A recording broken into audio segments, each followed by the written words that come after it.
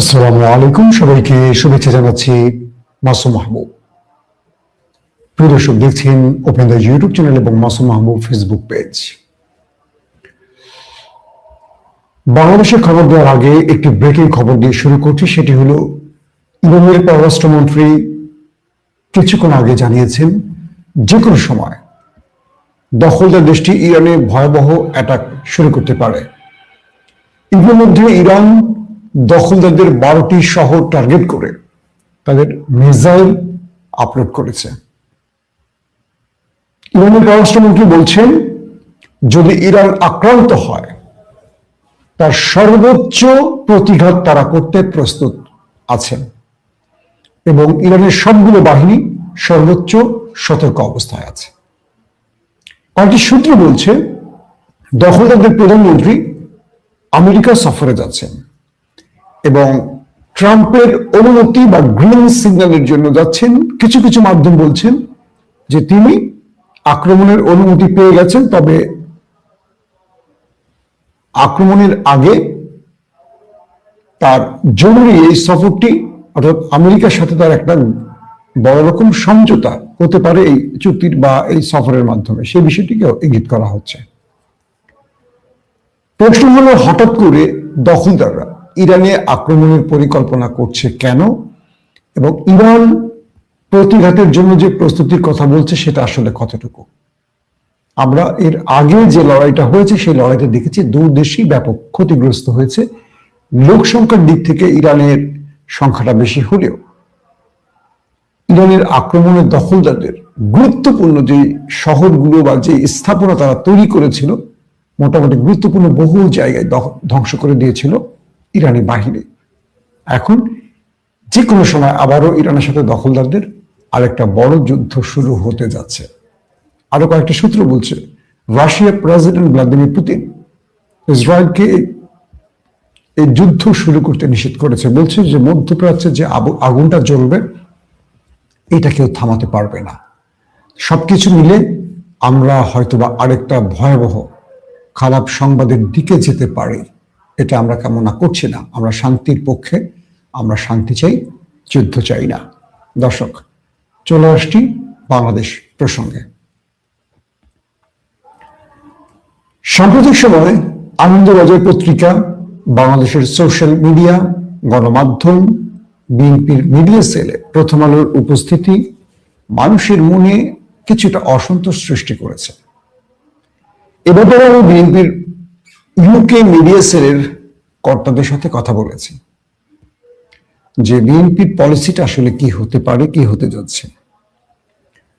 আজকে মিডিয়া সেলের প্রোগ্রামে প্রথম আলোর উপস্থিতিটাকে আমি খুব পজিটিভ অর্থে দেখছি। হয়তো বা এটা নেগেটিভ অর্থে আপনারা দেখতে পারেন, আমি পজিটিভ অর্থে দেখছি। কারণ বাংলাদেশের অন্যতম শক্তিশালী গণমাধ্যম প্রথম আলো এবং ডেইলি স্টার, তারা এক সময় জিয়া পরিবারের বিরুদ্ধে প্রচার করেছে, প্রপাগান্ডা করেছে, গুজব ছড়িয়েছে, মিথ্যাচার করেছে, এটা সত্য কথা। কিন্তু বিএনপি এই মুহূর্তে ক্ষমতার চেয়ারে নেই এবং বিএনপি সর্বস্তরে সকল সাংবাদিককে দাওয়াত করে এই প্রোগ্রামটি করেছে এবং তারা চেয়েছে সকল গণমাধ্যম উপস্থিত থাকুক।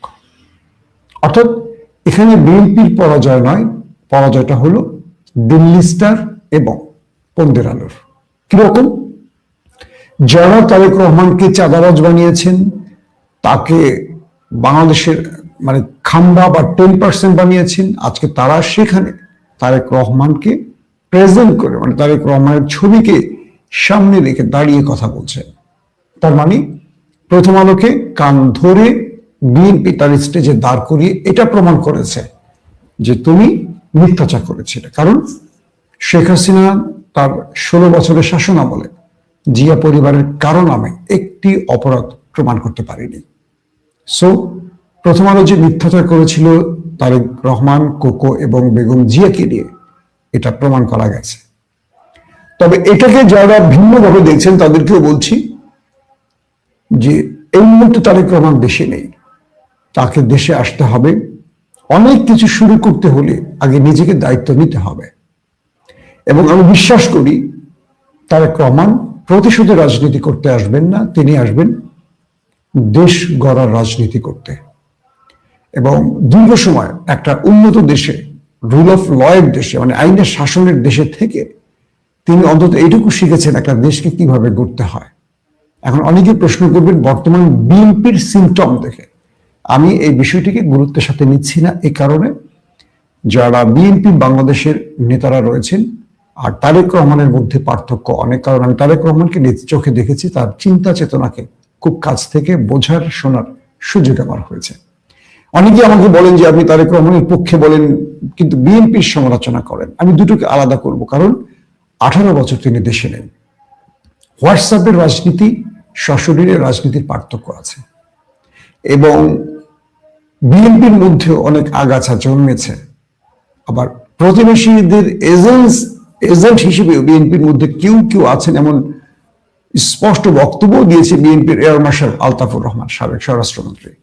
তো সবকিছু মিলে বিএনপির আর তারেক রহমানের মধ্যে একটা পার্থক্য, হয়তোবা তিনি দেশে আসার পর তিনি যখন রাজনীতি কন্ট্রোল করবেন সশরীরে, আমরা সেটা স্পষ্ট দেখতে পাবো। সো আমি তারেক রহমানের সমালোচনার পক্ষে নই। আমার জায়গাটা হলো আমি তারেক রহমানকে তার চেয়ারে দেখতে চাই। তারপর যদি তিনি সমালোচনার মধ্যে পড়েন, অবশ্যই সাংবাদিক হিসেবে করব, কিন্তু আমি ধারণাপ্রসূত তার সমালোচনা করতে চাই না। আপনারা এখন অনেকে হতাশ হচ্ছেন যে মাসুম ভাই শিরোনাম দিলেন কি আর বললেন কি, একটু ওয়েট করেন। ভারতের আনন্দবাজার যে শিরোনাম করলো, যে রিপোর্টটি করলো, যদি সেই রিপোর্টটি পুরোপুরি পড়তে যাই, আমার কাছে মনে হয়েছে এটা বিএনপিকে ফাঁদে ফেলার একটা নিউজ।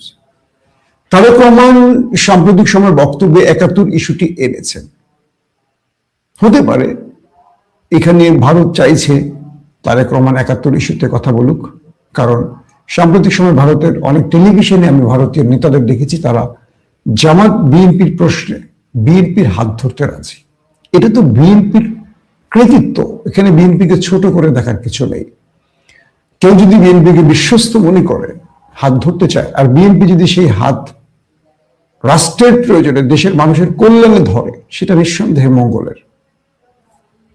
এখন আসেন সত্যিকার অর্থে আসলে বিএনপি কি আত্মহত্যা করতে যাচ্ছে, যে শিরোনাম দেখে ঢুকেছেন। আমার কাছে কয়েকটা ভিন্ন রকম বার্তা আছে। ধরেন তারেক রহমান যে কথাটি বললাম যে প্রতিশোধ রাজনীতি করবেন না, আসলে করবেন না, তিনি দেশ গড়তে চাইবেন। তবে তার সামনে চ্যালেঞ্জ এখন আওয়ামী লীগ না জামায়াত। বিএনপির সামনে তারেক রহমান হিরো, তার প্রধান কারণ হলো বিএনপি একটি কি বলে, আওয়ামী লীগের সামনে তারেক রহমান একটি হিরো, কারণ আওয়ামী লীগ আপাদমস্তক একটি দুর্নীতিগ্রস্ত রাজনৈতিক দল, এবং তাদের আদর্শিক জায়গাটা ছিল গুন্ডামি, সন্ত্রাসী, গুম খুন, নানান রকম অপরাধে। কিন্তু বিএনপির সামনে জামাত এমন একটি রাজনৈতিক দল, তাদেরকে 71 ইস্যু ছাড়া বিএনপি বড় ফ্রেমে আর ঘায়েল করতে পারবে না। কারণ একটা শৃঙ্খলিত রাজনৈতিক দল, একটা ক্যাডার ভিত্তিক রাজনৈতিক দল, একটা পড়াশোনা করা রাজনৈতিক দল, একটা মেধাবীদের রাজনৈতিক দল, একটা ইসলামিক আদর্শিক রাজনৈতিক দল, যারা সকাল ফজরের নামাজ থেকে এশা পর্যন্ত একেবারে রিপোর্ট রেখে তাদের জীবনকে পরিচালিত করে, সেই দলটিকে বিএনপি চ্যালেঞ্জ করবে কি দিয়ে? পথ একটি, 71। কারণটা কি? কারণ বিএনপি নিজেরা নিজেদেরকে মারে, প্রতিদিন তারা নিজেরা নিজেদেরকে বন্দুক তাক করে। 200 অধিক নিজেরা নিজেদের মেরে ফেলেছে গত 1.5 বছরের মধ্যে। চাঁদাবাজি, এরকম ধরনের অভিযোগ বিএনপির বিরুদ্ধে আছে। তো সেই বিএনপি আদর্শিকভাবে জামাতের সাথে পারবে, এটা স্বাভাবিক না। তাহলে যে ইস্যুটি আওয়ামী লীগ এতদিন কসলিয়েছে, সেই কসলানোর বিষয়টিকে বিএনপিকে নিতে হচ্ছে। কিন্তু বিষয়টি কি এখানে থেমে যাবে? আসলে না। বিষয়টি হলো জামাত কি খুব ভালো একটি রাজনৈতিক দল নাকি খুব খারাপ একটি রাজনৈতিক দল? এটা যেই দল করেন, আমরা সেই দলের প্রচারগুলো করে থাকি। যে জামাত করে জামাতের প্রচার করে, যে বিএনপি করে বিএনপির প্রচার করে। সাধারণ মানুষ আসলে কি দেখছে? এই প্রশ্নটা হলো আজকে আমার ভিডিওর মূল বিষয়। বিএনপি আত্মহত্যা করতে যাচ্ছে, এটা আমার ধারণা। বিএনপি, নট তারেক রহমান। কেন? ভারত বোঝানোর চেষ্টা করেছে, প্রমাণ করার চেষ্টা করছে বাংলাদেশিদের কাছে যে জামাত আমাদের বিশ্বস্ত নয়, হাসিনার বিকল্প হিসেবে বিএনপি আমাদের বিশ্বস্ত। তার মানে এই একটি ন্যারেটিভে বাংলাদেশ থেকে একটা বিশাল সংখ্যক ভোট বিএনপির পাশ থেকে কেটে পড়েছে, সরে গেছে, ধরে নেন। কারণ ওসমান হাদির জানাজা প্রমাণ করেছে বাংলাদেশের মানুষ জেগে উঠেছে ভারতের বিরুদ্ধে বা দিল্লির বিরুদ্ধে। ওসমান হাদির জানাজা প্রমাণ করেছে ভারতীয় হেজিমনির বিরুদ্ধে আমাদের তারুণ্য মাঠে নামছে আর মাঠে নেমেছে বা 24-এর সৃষ্টি হয়েছে। তাহলে ভারতের পক্ষে যারা দাঁড়াবেন তাদের অপমৃত্যু হবে রাজনীতির, এটা বিএনপিকে বুঝতে হবে, খুব ভালো করে বিএনপির ভাইদের শুনতে হবে। হয়তো এখন শুনবেন না, এখন তাদের ক্ষমতা অহংকারের জায়গাটা খুবই স্ট্রং, কিন্তু আমি বলবো যদি শুনেন এখনই শোনেন, পরবর্তী অঘটনের পর শুনে কোনো লাভ হবে না। জামাত খুব কৌশলে একটি চাল দিয়েছে। জামাত বাংলাদেশের পক্ষে থাকতে চাইছে। এই মুহূর্তে দুটো পক্ষ আছে, একটা বাংলাদেশ, একটা হলো দিল্লি মানে ভারত। এর মাঝে আর কোনো পক্ষ এই মুহূর্তে নেই, যেহেতু শেখ হাসিনা বাংলাদেশের রাজনীতিতে অপ্রাসঙ্গিক হয়ে গেছে। জামাত কৌশলে হাদির বিষয়টিকে নিজেদের পক্ষে নিয়েছেন এবং পুরো বিষয়টিকে জামাত নেপথ্য থেকে ডিল করছে, কিন্তু সেই সিনে বিএনপি নেই। বিএনপি আছে ক্যামেরার সামনে। এখন বিষয়টা কি তৈরি হলো, বিএনপি চাইছে জামাত ভারতের সাথে সম্পর্ক, আওয়ামী লীগ চাইছে, জামাত চাইছে বিএনপি ভারতের সাথে সম্পর্ক সৃষ্টি করুক এবং এটা যেন প্রকাশ হয় বেশি করে। তারেক রহমানের সাম্প্রতিক বক্তব্যকে জামাতের অ্যাক্টিভিস্টরা প্রচার করছে। এই দেখেন, দিল্লির ন্যারেটিভ প্রচার করছে তারেক রহমান, আদৌ হয়তো বা সেটা না, কিন্তু জামাত সেটাকে বলছে। এরপর আনন্দবাজারের সংবাদটি জামাত প্রচার করছে এবং তারেক রহমানের বক্তব্যের সাথে আনন্দবাজারের সম্পৃক্ততাকে যোগ করে দিয়ে তারেক রহমানকে ভারতের পক্ষে ঠেলে দিয়েছেন, যেটা আমার মনে হয় সত্য নয়। কারণ জিয়া পরিবারকে কখনো চায় না ভারত, এটা গত 16 বছরে আপনারা প্রমাণ পেয়েছেন। 3 নম্বর, সাম্প্রতিক সময় আমরা দেখছি যে বিএনপির কিছু নেতারা, সালাউদ্দিন সাহেব, মির্জা ফখরুল ইসলাম আলমগীর, আরো অনেক নেতারা জামাতকে 71 ইস্যুতে ঘায়েল করার চেষ্টা করছেন। কিন্তু আসছে প্রজন্ম বা এবার যারা নতুন ভোটার হয়েছেন, 4-5 কোটি নতুন ভোটার, তাদের কাছে 71-এর চেয়ে 24 বেশি স্পষ্ট, একেবারে বেশি তাদের কাছে আপন। ধরেন 71 ইস্যুটি তাদের কাছে একেবারে গৌণ হয়ে গেছে, কারণ 71 তারা দেখেননি। আর শেখ হাসিনা যেহেতু 71 নিয়ে এত বেশি রাজনীতি করেছেন যে তরুণ প্রজন্মের কাছে 71টি এখন একটা, কি বলবো, তাদের কাছে এমন একটি বিষয় যেটা তারা আর অ্যাকসেপ্ট করতে পারছে না। আমি শব্দটা বলতে যাচ্ছি না, অনেকের আগে নিয়ে আবার নেগেটিভ ভাবে নেবে। যেমন শেখ হাসিনা বিরুদ্ধে যে স্লোগানগুলো এসছে, কে তুমি কে আমি কে, রাজাকার রাজাকার, এই বিষয়গুলো আজকের প্রজন্ম রাজাকার, 71, স্বাধীনতা বিরোধী, আলবদর, এগুলো নিয়ে আর চলে না বা চলতে চায় না। এটা বিএনপি বুঝতে পারছে না। আজকের প্রজন্মের কাছে দিল্লি না ঢাকা এই স্লোগানটা বেশি জনপ্রিয়। দিল্লি না ঢাকা এই স্লোগানটি আজকের তরুণদের প্রধান হাতিয়ার। জামাত এটাকেও নিজেদের পক্ষে নিয়ে গেছে। দিল্লি না ঢাকা এই স্লোগানটা জামাত দেয়, শিবির দেয়, এনসিপি দেয়, এটা ইনকিলাব মঞ্চ দেয়, আদার্স যেই 24-এর পরে গড়ে উঠছে যে মঞ্চগুলো বা যে দলগুলো, তাদের স্লোগান, কিন্তু বিএনপি এটা দেয় না, ভারত অখুশি হবে বলে। তাহলে বিএনপির সামনে চ্যালেঞ্জটা কি তৈরি হলো? বিএনপি তার কৃতকর্ম দিয়ে বোঝাচ্ছে তারা ভারতকে খুশি করতে চায়, আর জামাত এটাকে তাদের পক্ষে নিচ্ছে এবং বলছে যে দেখো, বিএনপি ভারতের দল হয়ে গেছে, আগামীতে বিএনপি ক্ষমতা আসলে তারা ভারতের পারপাস সার্ভ করবে। তাহলে বাংলাদেশের পক্ষে শক্তি কে? জামাত। আমার মনে হয় এই থিমটি বিএনপির জন্য আত্মহত্যা সামিল। তাহলে বিএনপিকে কি করতে হবে? আসছে নির্বাচনে বিএনপিকে দাঁড়াতে হবে বাংলাদেশের পক্ষে, ভারতের পক্ষে না। আসছে নির্বাচন, ভারত যত বড় প্রতিবেশী শক্তিশালী দেশ হোক না কেন, যারা হাসিনাকে বাঁচাতে পারেনি তারা বিএনপিকে বাঁচাবে কি করে বা বাঁচাতে চাইবি বা কেন? খুব কঠিন কথাটা শুনতে হয়তো বা লাগছে যে হাসিনাকে 15-16 বছর বসিয়ে রেখেছিল এই ভারত, তারা হাসিনাকে বাঁচাতে পারেনি আজকের যুবকদের হাত থেকে। তাহলে যাদেরকে 16 বছর মসনদে বসায়নি, যাদের প্রধান নেত্রীকে জেলে ঢুকিয়েছিল, তারেক রহমানকে দেশে আসতে দেয়নি যেই ভারত, তারা কি এই বিএনপির জন্য বড় রিস্ক নেবে না?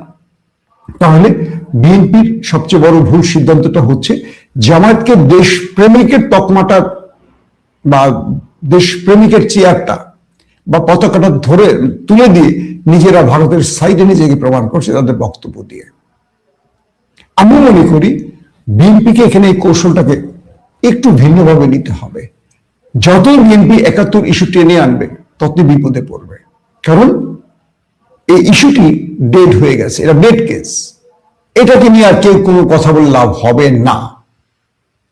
দ্বিতীয়ত, প্রথম আলো, ডেইলি স্টার বা ভারতীয় প্রেসক্রিপশনধারী যে গণমাধ্যমগুলো আছে, বিএনপি তাদের ব্যবহার করুক, কিন্তু তাদেরকে যদি বিশ্বাস করতে যায়, বিএনপি সবচেয়ে বড় ভুলটা আবার করবে, যার কারণ এরাই 1/11 এনেছিল এবং বিএনপি এই ভুল বিশ্বাসের উপরে দেশে 1/11 সবচেয়ে বড় ভোগান্তির শিকার হয়েছে।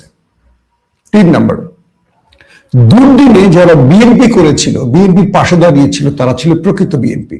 কারণ যখন বিএনপি ক্ষমতায় আসবে না জেনেও কেউ বিএনপির জন্য জীবন দিতে প্রস্তুত ছিল, লড়াই করেছিল, বিএনপিতে যুক্ত হয়েছিল, বিএনপির জন্য কাজ করেছিল, তারাই ছিল প্রকৃত বিএনপির বা জিয়াউর রহমানের আদর্শ সৈনিক। আজকে যারা বিএনপির সাথে মিশতে চাইছেন, সেটা শাহেদ আলম হোক, তাসনিম খলিল হোক, কি বলে ওই যে কচু খেতি নাকি বলে জোকাম 9, যাদেরকে কথাই বলেন, এরা হয়তো ধরে নিচ্ছেন আগামীতে বিএনপি আসবে, সুবিধা নিতে হবে, তাই তারা জামাতের এগেনস্টে বিএনপি হওয়ার চেষ্টা করছেন। এরাই আবার বিএনপিকে ডুবিয়ে দেবে স্বার্থ ফুরিয়ে গেলে। মনে রাখবেন, এরাই 1.5 বছর আগে আওয়ামী লীগের ছিল, এখন তারা বিএনপির সাজছে। তার মানে বিএনপি ক্ষমতায় আসবে জেনে যারা বিএনপি সুরে কথা বলছে তারা বিএনপির না, যারা দুর্দিনে বিএনপির ছিল তারাই প্রকৃত বিএনপি। এদেরকে বিএনপিকে ছাকনি দিয়ে ছেকে আলাদা করতে হবে, নতুবা বিএনপি বড় ভুল করবে। সর্বশেষ যে কথাটি দিয়ে লাইভ শেষ করতে চাই, জামাত খুব কৌশলে, আবারও বলছি, রিপিট করছি, জামাত খুব কৌশলে বিএনপিকে ভারতীয় দল বানাবার চেষ্টা করছে এবং জামাত সাকসেস। নিজেদেরকে বাংলাদেশের পক্ষে, বিএনপিকে ভারতের পক্ষে। কেন জানেন বিএনপি নেতারা ভারতের সুরে কথা বলছেন? এখানে বিএনপির হাইকমান্ডকে বুঝতে হবে আগামী নির্বাচনে তারাই বিজয়ী হবে যারা বাংলাদেশের পক্ষে, কারণ ভারত এই নির্বাচনে বড় ভূমিকা রাখতে পারবে না, নাম্বার 1। নাম্বার 2, অনেকে বলছেন জামাত ক্ষমতায় আসলে জামাতকে ক্ষমতা থাকতে দেয়া হবে না। আমি বলে দিই, তালেবানদের নিয়ে এই কথা বলা হতো, তালেবানরা ক্ষমতায় আছে, কিচ্ছু করতে পারে নাই কেউ, কিচ্ছু করতে পারে নাই কেউ। এবং এই রাষ্ট্রের ভেতরে গুরুত্বপূর্ণ এস্টাবলিশমেন্ট, বলবো না, গুরুত্বপূর্ণ জায়গার লোকেরা বিএনপির বিরুদ্ধে দাঁড়িয়েছে, কিন্তু প্রকাশ্যে না হলে গোপনে। কালকে ইলিয়াস আমাকে একটা কথা বলছিল ফোনে, যে ভাই, প্রথম আলো, ডেইলি স্টারে এত বড় ঘটনা ঘটলো, কেউ আমার পক্ষে দাঁড়ালো না, কিন্তু সবাই টেলিফোন করে আমাকে বলল খুব ভালো একটা কাজ হয়েছে, কিন্তু প্রকাশ্যে সবাই শোক জানাতে গেছে, সমবেদনা জানাতে গেছে। আমি বোঝার জন্য ইলিয়াসকে বললাম, একটু ক্লিয়ার করো, বলো যে আমাকে অনেকে ফোন করে বলছে যে ইলিয়াস কাজটা খুব ভালো হয়েছে।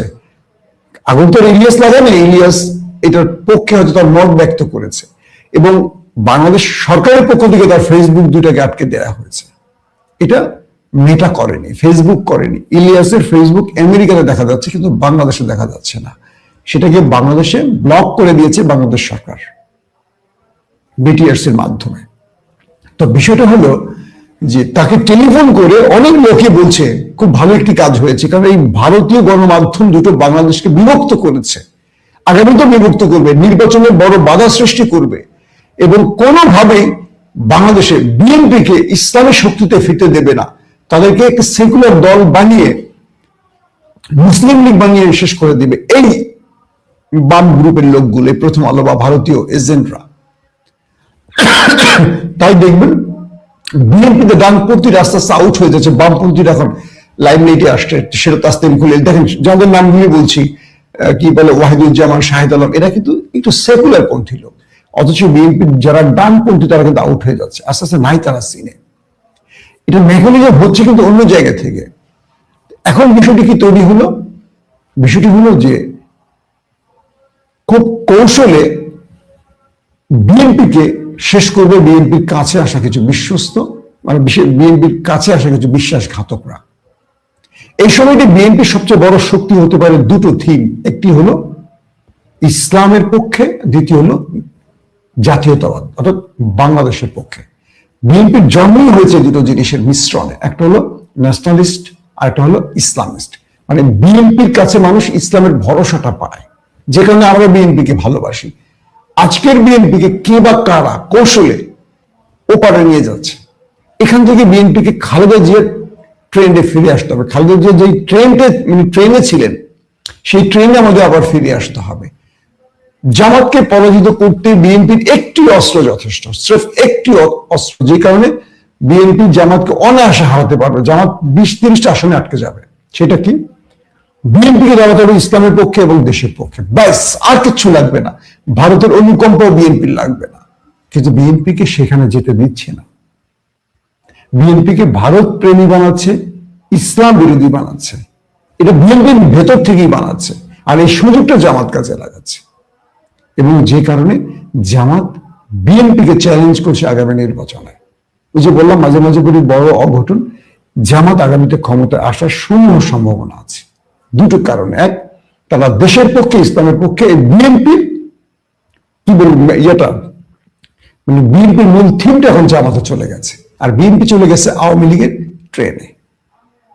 তাই বিএনপিকে বলবো, ভারতের পরামর্শ বাদ দেন, ওই বাম রামদের চিন্তা চেতনা বাদ দেন, আপনারা বিএনপি মূল ট্রেনে ফিরে আসেন, জাতীয়তাবাদ এবং ইসলাম। তাহলে জামাতকে পরাজিত করার জন্য আপনাদের কিচ্ছু করতে হবে না। আমি জামাতকে হারানোর জন্য বলছি না, আমি বিএনপিকে ট্র্যাকে আসতে বলছি। এবং আমি বিশ্বাস করি আগামীতে যদি যে দলই ক্ষমতায় আসে জাতীয় সরকার গঠন হবে, তার মানে জামাত, বিএনপি বা ইসলামী দলের বাকি যারা আছে সবাই সম্মিলিত একটি রাষ্ট্র গঠন করবে। আর এটি হবে ভারতের জন্য সবচেয়ে বড় চপেটাঘাত। আবারও বলছি শেষ কথাটা, যদি বিএনপি, জামাত সহ বাকি দলগুলো এক প্ল্যাটফর্মে আসতে পারে, সেটা দিল্লি কিংবা হাসিনার বিরুদ্ধে, বাংলাদেশ তার স্বর্ণযুগে পা রাখবে।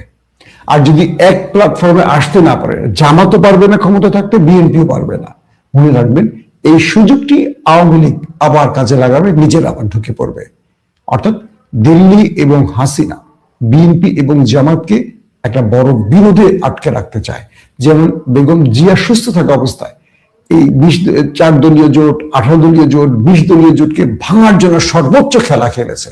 কিন্তু বেগম জিয়ার প্রজ্ঞার রাজনীতির সাথে কেউ পারেনি। কিন্তু তিনি যখনই জেলে চলে গেলেন, অসুস্থ হয়ে পড়লেন, তখন দেখলাম কার্যত এই জোট ভেঙে গেছে, হয়তো অফিসিয়ালি না, আনঅফিসিয়ালি ভেঙে গেছে। আজকে বিএনপি এবং জামাতকে আমি বারবার এই কথাটা বলি, এক টেবিলে আসতে হবে। বিএনপি ক্ষমতায় আসুক, জামাত বিরোধী দলে বসুক, কিন্তু তারা দুজন যদি একটা জায়গায় থাকে, এক লাইনে থাকে, আওয়ামী লীগের রাজনীতির মৃত্যু ঘটে যাবে এবং দিল্লির হেজিমনির মৃত্যু ঘটে যাবে।